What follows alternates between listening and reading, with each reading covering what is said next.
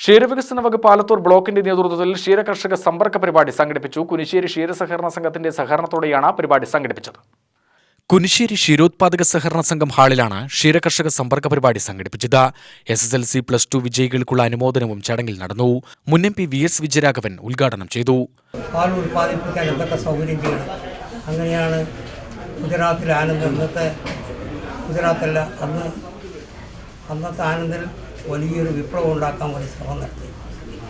ആ വിപ്ലവമാണ് ഇന്ന് ഇന്ത്യ രാജ്യത്തിൻ്റെ എല്ലാ കോണുകളിലും, കേരളത്തിൽ മാത്രമല്ല, എരമൂർ മാത്രമല്ല, പാൽ വിതരണത്തിൻ്റെ നടക്കാൻ, സൊസൈറ്റികൾ നടത്താനും സൗകര്യമാക്കാനും നമ്മുടെ നാട്ടിലെ പാവപ്പെട്ട കർഷക തൊഴിലാളികൾക്ക് ഒരു പശുവോ ഒരു എരുമയോ ഉണ്ടെങ്കിൽ അതിനെ വളർത്തി അവർക്ക് പാൽ കൊടുക്കാനും അതിനുള്ള സൗകര്യം ഉണ്ടാക്കാൻ സാധിച്ചു.